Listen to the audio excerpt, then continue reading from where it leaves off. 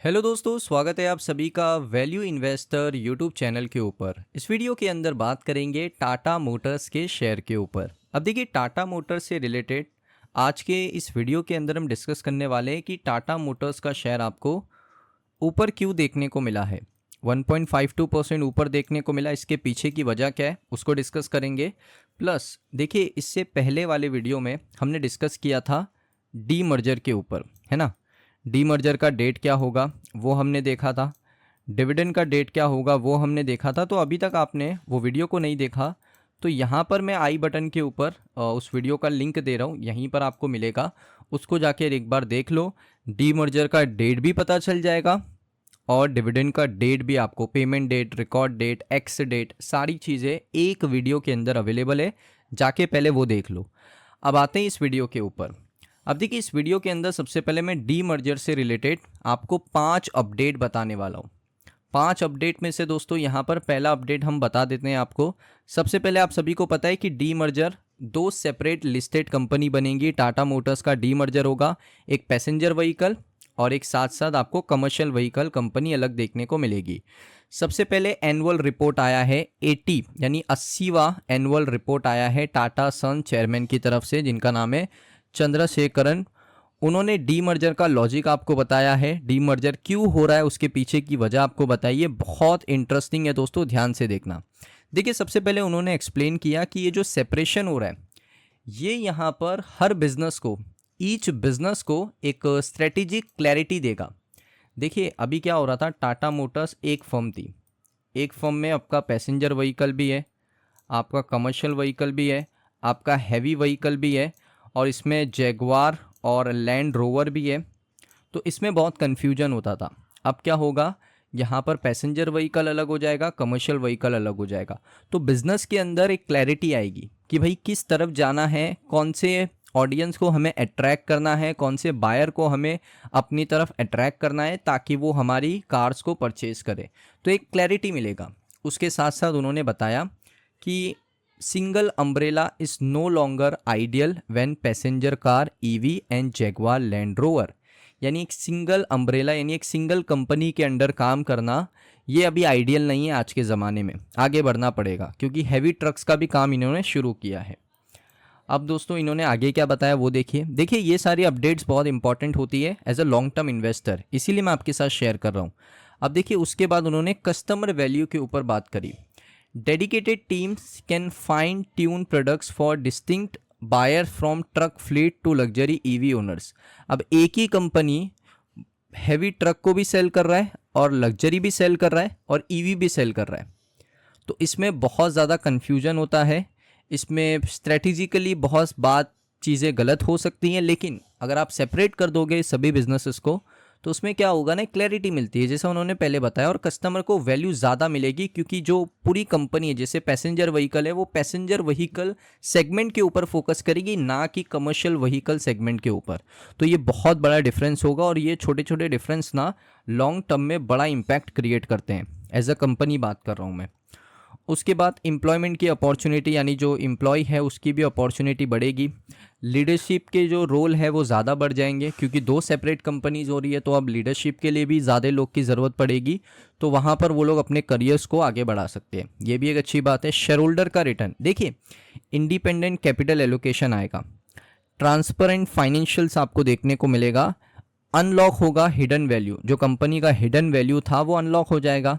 Global investors को भी इससे बेनिफिट मिलेगा। तो देखिए, इंडिपेंडेंट कैपिटल एलोकेशन मतलब अब पैसेंजर व्हीकल के लिए अलग से आपको कैपिटल एलोकेशन लाना पड़ेगा और कमर्शियल व्हीकल के लिए आपको अलग से कैपिटल एलोकेशन लाना पड़ेगा। तो इसमें क्या होगा, कैपिटल एलोकेशन जो है कंपनी का, कैपिटल एलोकेशन मतलब ये होता है कि वो पैसा जिससे कंपनी अपने बिजनेस को रन करती है, तो वो पैसा अब मुझे लगता है कि दोनों ही सेपरेट कंपनीज़ के अंदर आपको ज़्यादा देखने को मिलेगा। उसके बाद यहाँ पर आप देखोगे how the company will split, तो टाटा मोटर्स के यहाँ पर 2 सेपरेट कंपनीज देखने को मिलेंगी बाज़ार में। एक होगी टाटा मोटर्स पैसेंजर व्हीकल, जिसमें ईवीस, जैगवार, लैंड रोवर, इस तरीके से कंपनी आने वाली है। टाटा मोटर कमर्शियल व्हीकल, जिसमें आपको ट्रक्स आपको देखने को मिलेंगी, बसेस आपको देखने को मिलेंगी। तो ये जो टाटा मोटर कमर्शियल व्हीकल है उसमें आपको हैवी व्हीकल्स देखने को मिलेगा, और पैसेंजर व्हीकल के अंदर आपको लैंड रोवर, जैगुआर, आपका ईवीस, हाउसिंग आइस कार, ये सारी चीज़ें आपको देखने को मिलेंगी। अब इसका वोट भी हुआ तो जिसमें 99.9% लोगों ने कहा कि भाई आप इसको डीमर्ज करो, ये कंपनी के लिए अच्छे के लिए है। डिविडेंड भी दिया, सारी चीज़ें। तो आपने समझा कि डीमर्जर हो रहा क्यों है, ये आपने समझ लिया। अब देखिए एक और अच्छा अपडेट देता हूँ जिस वजह से ये टाटा मोटर्स का शेयर आज के सेशन में ऊपर गया।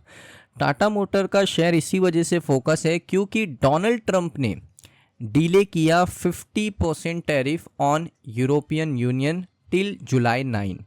अब देखिए यूरोपियन यूनियन और टाटा मोटर्स का कनेक्शन क्या है, सबसे पहले आप वो समझिए। देखिए मैं आपको बताना चाहता हूँ कि जो टाटा मोटर्स है वो सबसे ज़्यादा जो व्हीकल है वो कहाँ पर मैन्युफैक्चर करता है, वो मैन्युफैक्चर करता है यूरोपियन यूनियन के अंदर।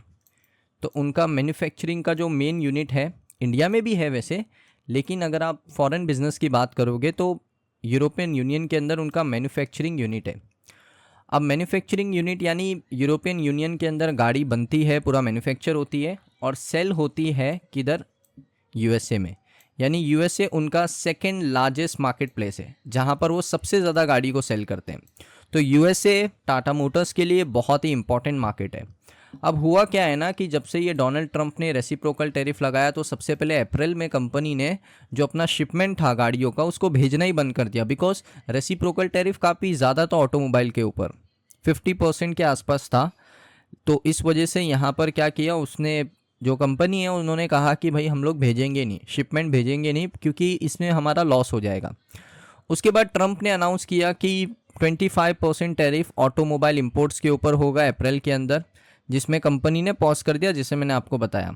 अब यहाँ पर आगे क्या हुआ, अर्लियर दिस मंथ, इसी महीने की शुरुआत में रिपोर्ट आई कि जैगुआर और लैंड रोवर ने रिज्यूम किया अपना शिपमेंट टू द यूएस। यानी वहाँ पर जो यूएस है वहाँ पर जैगुआर और लैंड रोवर की जो डिमांड है वो काफ़ी ज़्यादा है।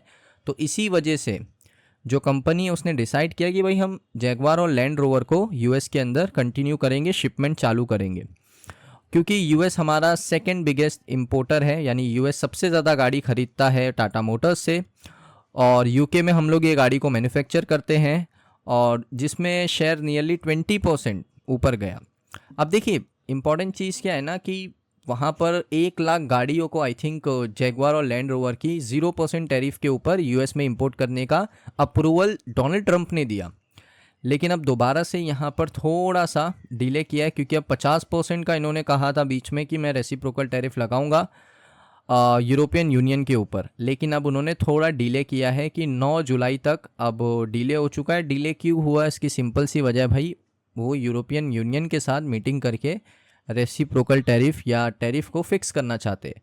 तो ये 50% से भी कम होता हुआ आपको देखने को मिलेगा। बिल्कुल चिंता करने की ज़रूरत नहीं है।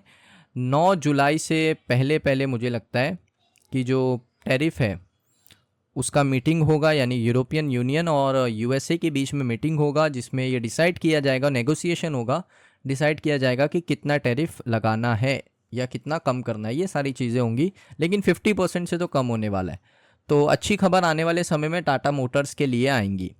सो दोस्तों ये वीडियो आपको कैसा लगा कमेंट सेक्शन में बताइए। अगर आपको ये वीडियो अच्छा लगा वीडियो को लाइक करें, चैनल पे पहली बार आए हो सब्सक्राइब कर लो। मिलता हूँ नेक्स्ट वीडियो में।